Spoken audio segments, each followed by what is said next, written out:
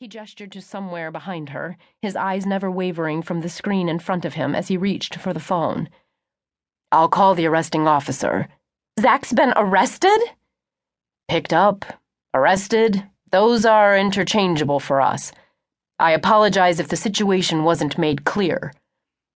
Heat flushed her body and sweat prickled the back of her neck. There must be a mistake. My son wouldn't do anything. The rest of the sentence died in her throat when she realized that Zach had been doing a lot of unexpected things lately. Life was hard enough all on its own. It only took one stupid mistake to screw up everything. She knew that firsthand. He's only 15. Is arresting minors even legal? She couldn't fathom why such an asinine question had entered her head. She watched the evening news. The officer nearly succeeded in answering her with a straight face. Ma'am, we arrest anyone who breaks the law. We picked up a 7-year-old today who took a handgun to the playground. He says a friend, called him a toad-face. He shook his head as he reached for more papers in the printer tray, muttering, I wouldn't want to be that kid's enemy. Tyne flinched when the phone rang. Just take a seat. Someone will come for you. His curt tone held a clear dismissal. She turned, her knees weak.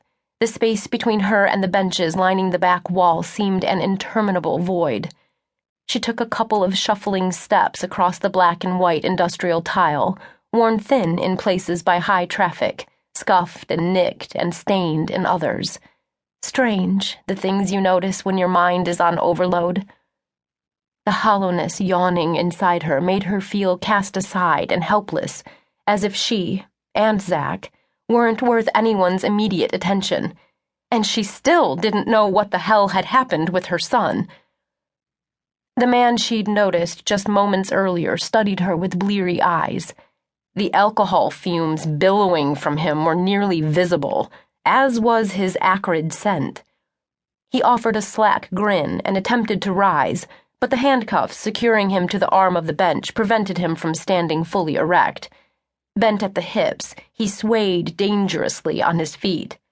Charlie, sit, the officer barked. Don't make me come over there. Dutifully, the drunk followed orders, his watery, defeated gaze sliding to the floor.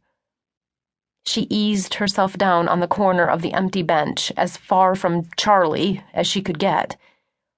Tyne couldn't believe this was happening, couldn't believe she was actually in a Philadelphia police station, couldn't believe that her son had been arrested. Zach wasn't a bad kid. Sure, he'd been having some problems lately, acting out a bit. He was a teenager. Rebellion was normal at this age, wasn't it? But arrested? Two policemen barreled through the front door, the woman sandwiched between them, kicking and shouting her innocence, then yelling threats as they dragged her through the full length of the lobby. The three of them disappeared down the hall. Tyne felt her heart pinch, thinking of her son somewhere down that same hallway. Zach had never experienced anything like this before. He must be terrified. But in the same instant, a flash of annoyance jolted through her, buoyed by a devastating fear for her son's safety. What was he thinking, leaving the house after dark?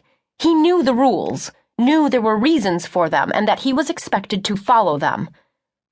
Was this her fault for trusting him to stay home alone? But he hadn't been, damn it! Not tonight, anyway.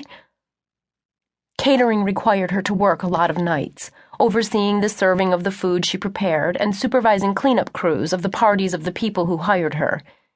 Things had started getting a little dicey a couple of years ago when Zach began to complain that he was too old to stay with Mrs. Armstrong next door.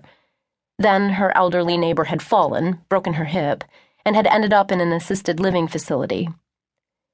Desperate for a way to keep her son from spending his evenings alone, Tyne had turned sneaky, and she refused to feel guilty about the babysitting gigs she'd set up for him, or the times she'd asked him to tutor the children of her friends. Keeping tabs on a teen was hell, but she did what she had to do. When he'd turned 15, she set a 9 o'clock curfew.